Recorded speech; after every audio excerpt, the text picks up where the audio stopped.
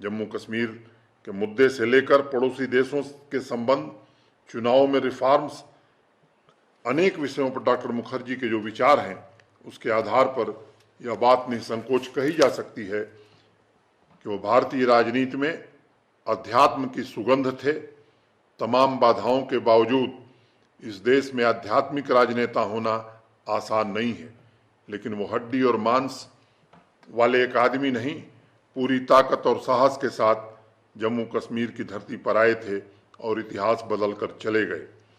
आज जम्मू कश्मीर विकास के पथ पर आगे बढ़ने की कोशिश कर रहा है, तो मैं मानता हूं कि उसके पीछे दो ऐसे व्यक्तित्वों की प्रेरणा है, एक डॉक्टर श्यामा प्रसाद मुखर्जी और दूसरे आज के भारत के प्रधानमंत्री श्रीमान नरेंद्र मोदी। डॉक्टर मुखर्जी ने हमें राजनीति का एक नया अर्थ दिया और वह था रचनात्मक कार्यक्रमों के माध्यम से सामान्य जन के लिए सामाजिक आज़ादी और समानता लाना तथा उनके विकास के लिए नए उपाय खोजना। देश में ऐसे बहुत कम राजनीतिक व्यक्तित्व हैं जो पूर्णता को उपलब्ध हुए और डॉक्टर मुखर्जी मैं मानता हूं उनमें से एक प्रमुख हैं। जहां एक तरफ समूचा देश कश्मीर में यथास्थिति को बनाए रखने की कोशिश में जुटा हुआ था, उसे प्रोग्रेस की छाया डॉक्टर मुखर्जी ने दी। उनके सर्वोच्च बलिदान के बाद लोगों की उनके बारे में की गई टिप्पणी मुझे लगता है कि निश्चित रूप से हम सबको स्मरण करनी चाहिए।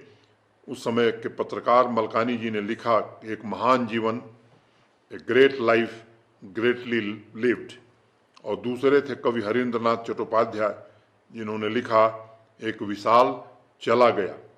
ये दो जो कमेंट्स हैं मुझे लगता है कि लोगों के जनमानस में गहरे रूप से बैठे हुए हैं।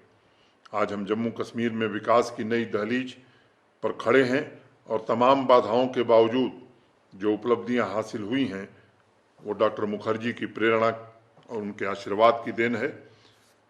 और आदरणीय प्रधानमंत्री जी ने मुझे लगता है डॉक्टर मुखर्जी की तरह पंडित नेहरू के उस फॉल्स इंटरनेशनलिज्म को खारिज किया।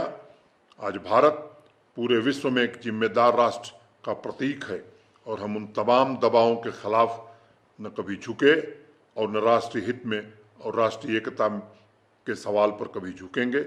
जम्मू कश्मीर के नागरिकों को न्याय दिलाने के लिए किए गए उनके प्रयास, अद्भुत पराक्रम और बलिदान के प्रति मैं श्रद्धा से नतमस्तक हूँ और श्रीनगर से आज आप सभी से कहना चाहता हूँ कि जम्मू कश्मीर का भारत में पूर्ण विलय कानूनी रूप से, संवैधानिक रूप से 2019 में हो चुका है।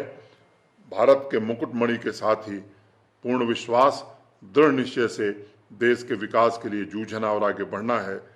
हृदय में गर्व की अनुभूति के साथ मैं आप सबको प्रणाम करते हुए अपनी बात यहीं पूरी करता हूँ। धन्यवाद। जय हिंद।